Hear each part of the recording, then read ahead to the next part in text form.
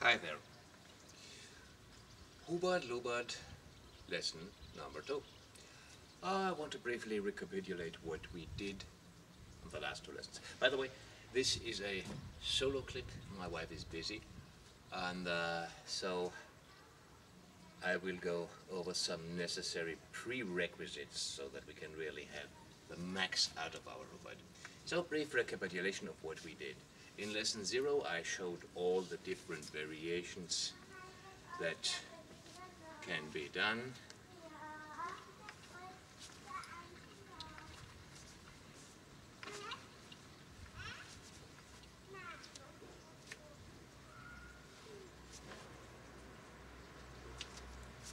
And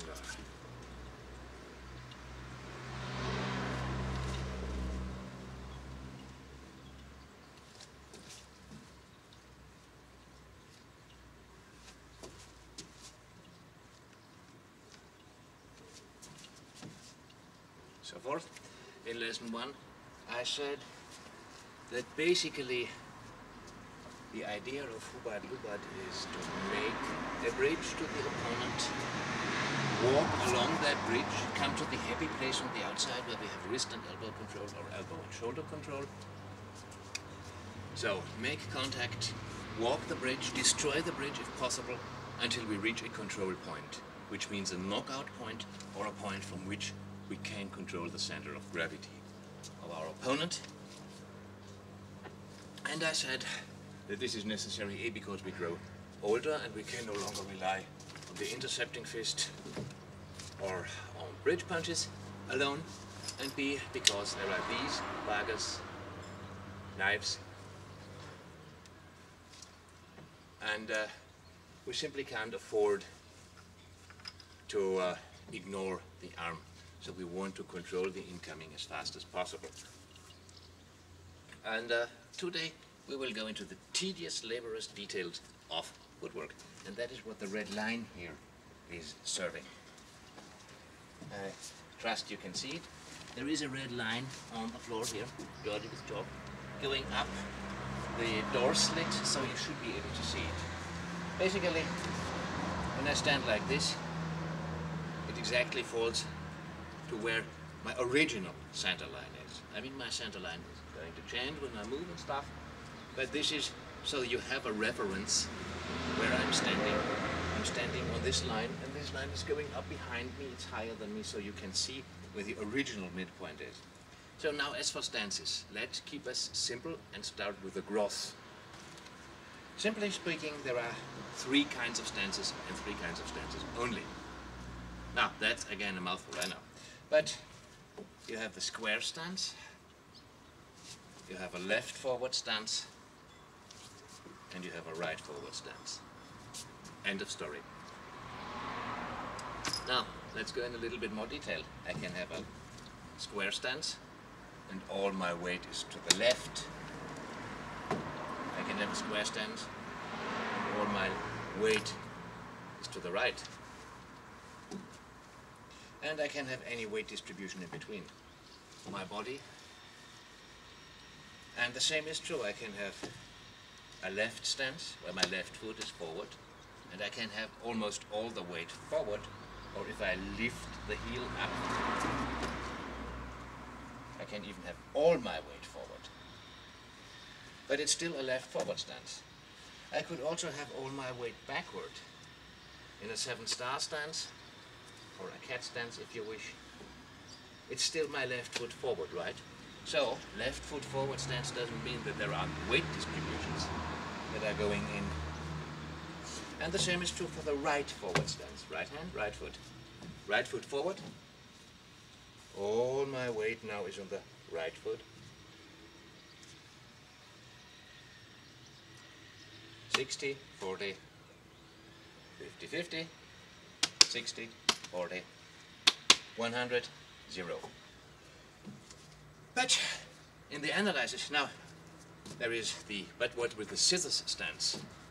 Okay, still my right foot is forward and my left foot is behind, right? Now it's the other way around.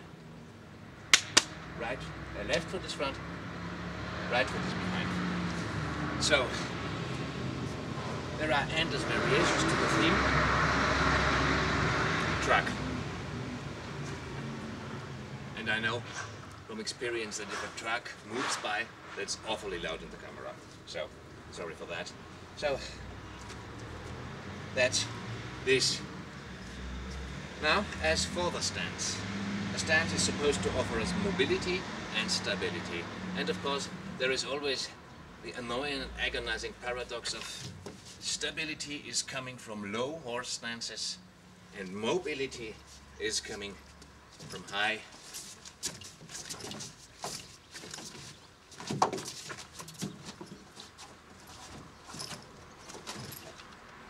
stances up on the balls of our feet, right? And actually that is not a paradox. The solution for this comes in the internal martial arts. Because if we stack our bones in the right way, if we have the right posture, we can have both stability and mobility. Let me illustrate this with a Bai Zhong. I hope you enjoy the sacrifice I'm making on your behalf, because these wooden planks are hot. That's why I'm wearing the sunglasses. It's really freaking hot. Finally, an August and July summer as it's supposed to be. Let's skip that. No sacrifice. But if I'm going in the Bai Zhong stance, okay, let's make a classical Bai Zhong stance. Right foot front, left heel up, something like this. And I can have step and slide, step and slide, push, shuffle, push, shuffle, and all that kind of stuff. Pendulum step. Okay, with these shoes that looks ridiculous. Otherwise you will think I can't do the trick.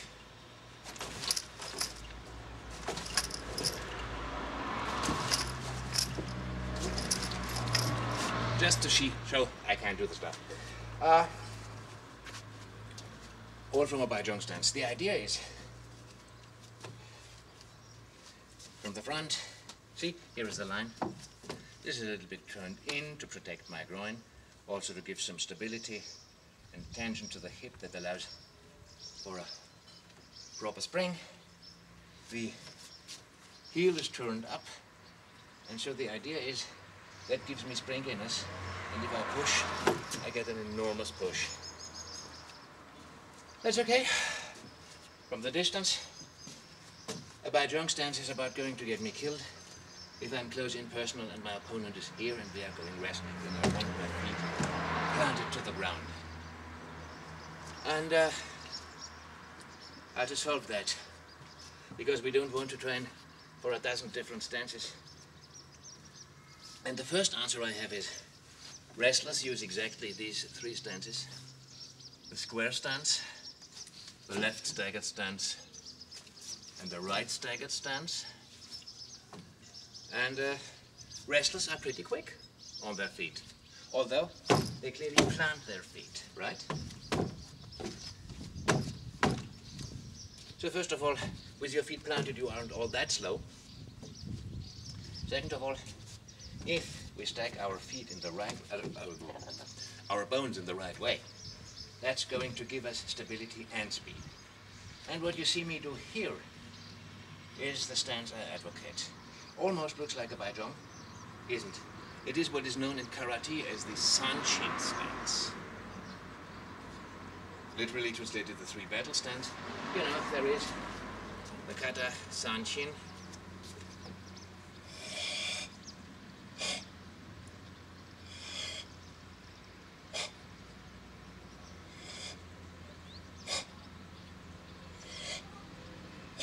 And so forth. And basically this is a 50-50 stance. This is the middle line.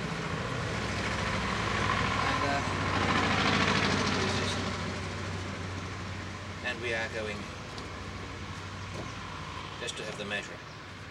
So you see, my toe is now on the middle line. And I'm stepping front. So that basically my heel is 1 or 2 fingers in front of the middle line. I'm turning, so, like this, I'm turning it in a little bit.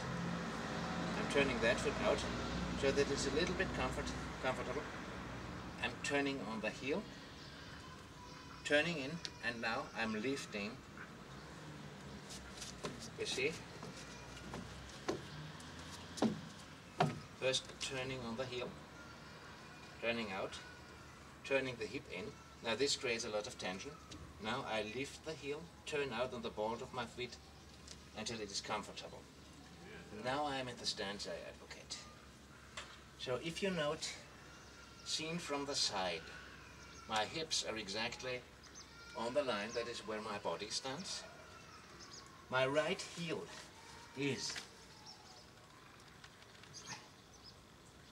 3 of my fingers, and I would recommend you use your own fingers as a measure, in front of the line, slightly tilted in, so that my heel and my middle toe, you know, little toe, big toe, middle toe, I'm sorry, not an insult, just to illustrate.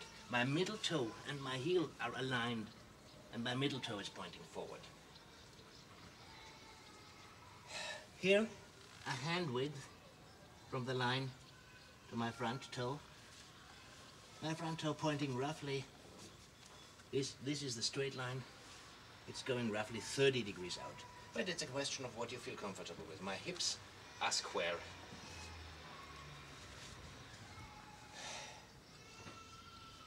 Now, I rest comfortably on my heels, on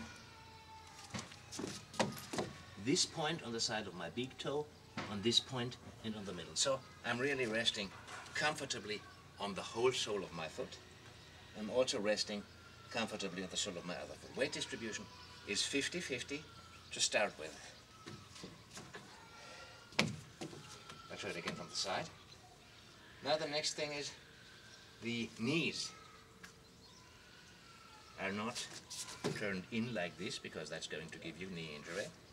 The knees are, right knee is over, the front knee is over the toes.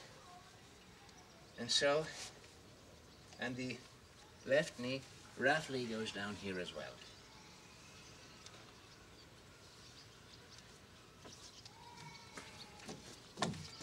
The hip is tucked in. The internal martial arts tell you to tuck in the hip, the tailbone. Now, boxers tuck in the tailbone even more. There are boxers who really go into a very deep crouch, tailbone tucked in, as you can see. And wrestlers will also tell you to tuck the tailbone in. So there is not much discussion about tucking the tailbone in. Wrestlers tuck the tailbone in because, as you can see, if I have my tailbone, I hope you can see it, tucked out, and I push from the wall, I'm pushing myself away, because I don't know if you saw it. Imagine here is this line is a wall, and if I'm pushing and my hips, my tailbone is tucked out, and I push, here I have a broken line of power, the power does not transfer to my legs, and I'm pushing myself away. If I tuck my tailbone and I push to the wall, I'm not going to push myself away, because now the power is transferred to the ground. So a tucked tailbone gives me one unbroken line of power transfer to the ground. Very good for wrestling, for the flow arts, for Tai Chi. Now, boxers have a different argument. Boxers say this gives them the springiness they want. So, a tucked tailbone is advised by the internal martial arts, who are known for their fighting prowess, as far as Xingyi and Baguazhang is concerned, and again more and more Tai Chi. And the wrestlers say it is good for power, and boxers say it's good for springiness. So what's not about? So I think that's argument enough. Tailbone needs to be tucked in. Our spine, to start with, is erect, which we basically achieve by being like this, pulling the head back, tucking the chin in a little bit, as if held up by a hook from above, and the chest is collapsed, the shoulders are rounded. If you know the difference between this boxer stance and this Wing Chun stance is only that I do my forearms in different positions. The elbows don't move. And if you see, when we later go into the stick arts, I still don't move my elbows. Now I'm in the starting position for the stick. You see, elbows are a fist away from the chest on both sides, like this. They can be held like this, and we have a boxer stance, or a peekaboo stance, or an MMA stance, or Thai boxing stance. We can drop them and have basically a Wing Chun stance. We can go like this and have a wrestler stance. Or we can take sticks and put the forearms like this, so the forearm determined what the usage scenario is going to be.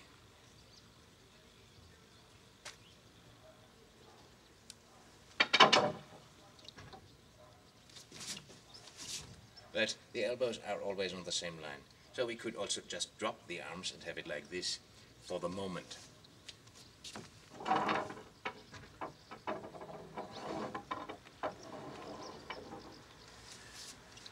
So, that's the basic. We stand middle toe and heel align, which makes a pigeon-toed impression. We turn. Now we, again, how to achieve the stand. Toes are on the line. I make a natural step. Just what you naturally would do when you are walking. Not too far, not too wide. Just a natural step. Your normal walking step. A natural step. Turn it in. Turn the left foot, the rear foot, on the heel. Tilt my hips. Tuck the tailbone. That gives a lot of tension here in the thigh. And I just turn it out on the ball of my foot until that over-tension is gone. Tailbone tucked. Chest collapsed, shoulders rounded. Head a little bit back. Arms a fist away from the chest. If you want tucked in like this, tucked in the ready position for the sticks, tucked in like this for wrestling, or like this for boxing or MMA. Now, the first exercise I'm going to recommend is actually just shifting the weight. If we do that weight shift, and if you do the weight shifting, that is part of how we obtain the stance, right? Because if we are too narrow, then this will become uncomfortable. And also, now my stance is wrong. I can feel, I don't know if you see it, but I can feel it. If I now really shift my weight forward, my hind foot is going to come up. If I'm standing just right, I can push explosively forward without that necessity for the rear foot to come up. The same is true when I shift my weight back. If I'm too narrow, then it will have a tendency to unnecessarily come up, my front foot. So, the position where I can just shift the weight. And now I'm shifting the weight basically from my tailbone. They always say the hip controls these things. Maybe the hip controls these things. There is actually a triangle of my tailbone and my two hip joints. And now I'm giving an impulse as if pushing my heel down to the ground. However, I'm not stomping with my leg muscles. I'm actually giving an impulse by slightly, you know, my tailbone is tucked in like this, and now I give a slight nudge like this, slightly tucking it out for a moment, thus catapulting me forward. And now and of course, I'm nudging out, and while I'm going forward, I'm tucking it in again, so it's again chambered. And that's one of the reasons why it's called internal arts, because the movement is internal, you cannot see it. So I show what I'm doing with my tailbone with my hands. So again tucked. Now I give a slight over tuck to the front. And you see, that is catapulting me back. And now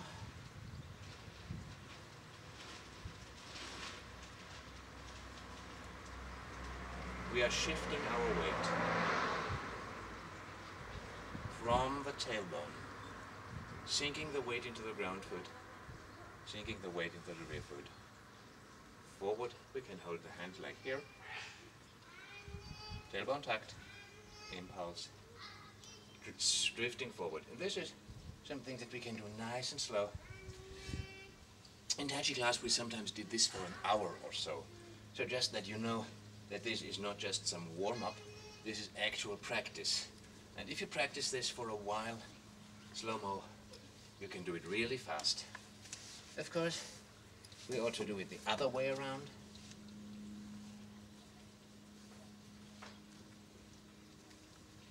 An hour is, of course, more to test our will and to hammer it into us, because we were thick-headed, so Sifu did that, to hammer it into us, just how important that is. After a while, you will start to get the springy feeling. And sooner or later, it will become an impulse more of your will than of your tailbone. But that takes time and practice. Also, don't be afraid to use very gross movements in the beginning. See, when we learned writing, I learned writing on the blackboard like this, with very gross movements that practically incorporated my whole body. Later, when I was a little bit more advanced, I did it like this, only my arm. When I was still more advanced, I did it like this, only the wrist. And then only the fingers. So there is a natural progression to it, and there is no need to rush it.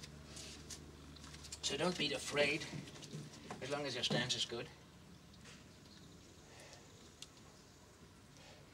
Sink in,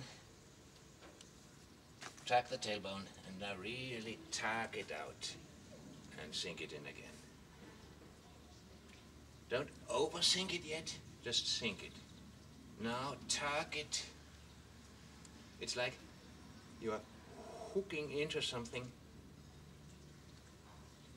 and then pushing your body back.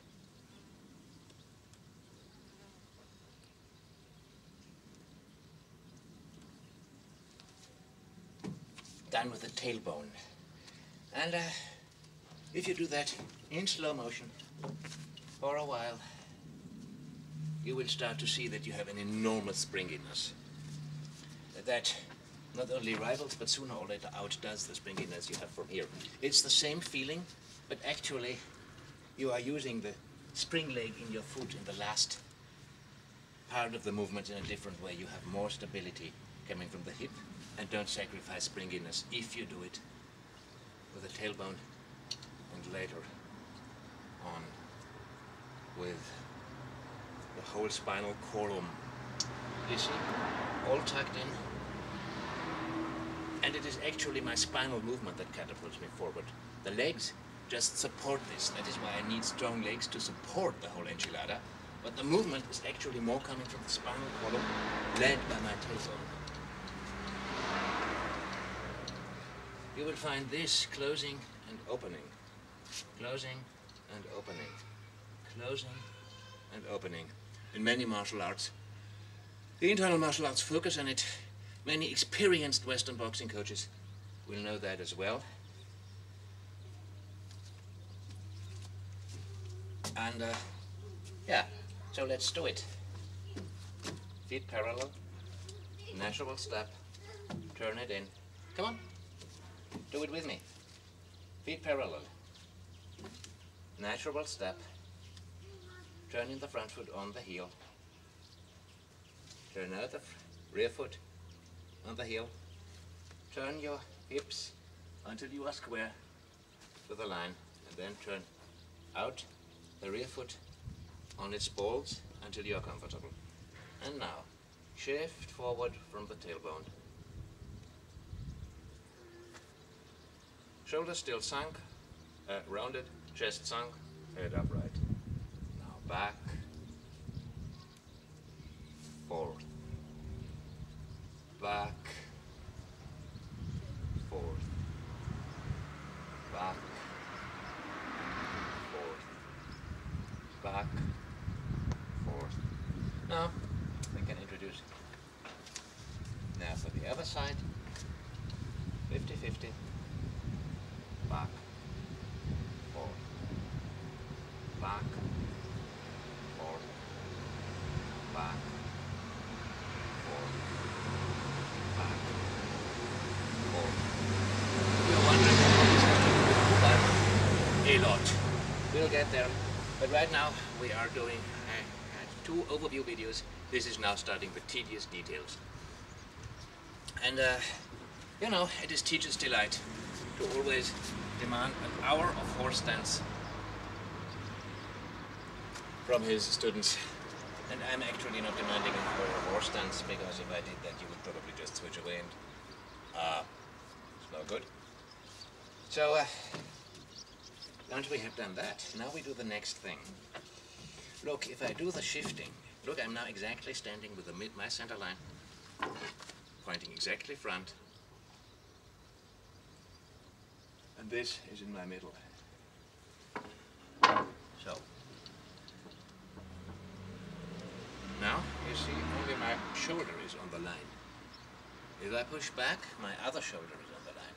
So, not only am I going back and forth, this is transporting me to the right, roughly to 14:30, 2:30. This is transporting me to the back, roughly 7:30. Now, once we have done that and got that down, now we accompany this with a turn, and maybe our foot will turn. Let it. You are still acquainting yourselves with what's going on. We shift our weight forward and turn. So we turn, when the right foot is in front, we turn. Now we shift back and turn the other direction. See, my center line is now pointing to roughly 14:30, 2:30.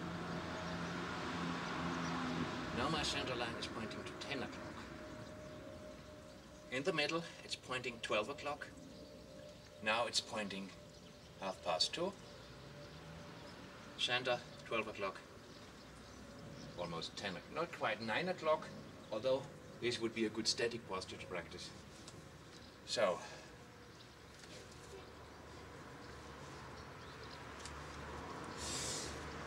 also there is Tai Chi practice. Okay, and just to show you that this is not just for nothing. Without, you see, I can do a lot here. I can go into the roof block here, come from above, turn, strike and control, come down again. So as you can see, this movement is exactly suited to do the Hubud, while we are just doing body work and body turns and weight shifts. We have not yet introduced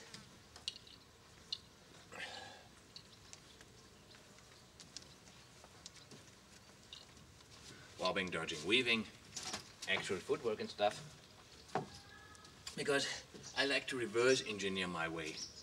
So I assume I'm already in, I'm standing left foot front and doing the stuff. Of course I can do the same thing, left foot front. So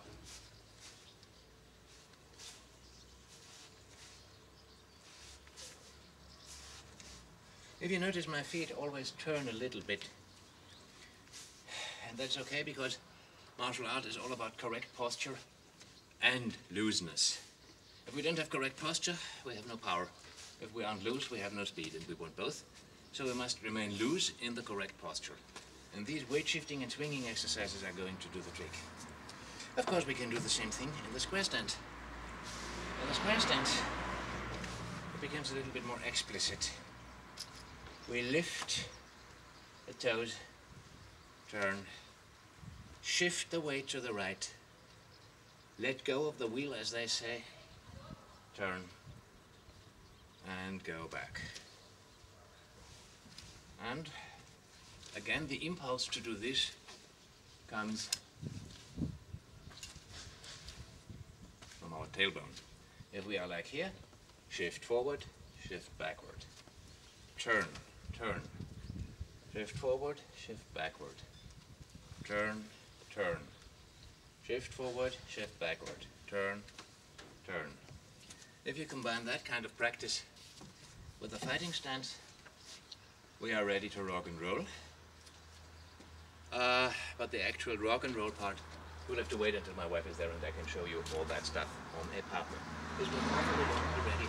I apologize if it was tedious and boring, but that is how footwork is, and you really need to have the footwork down. If you want to have a takeaway, it is use natural motions.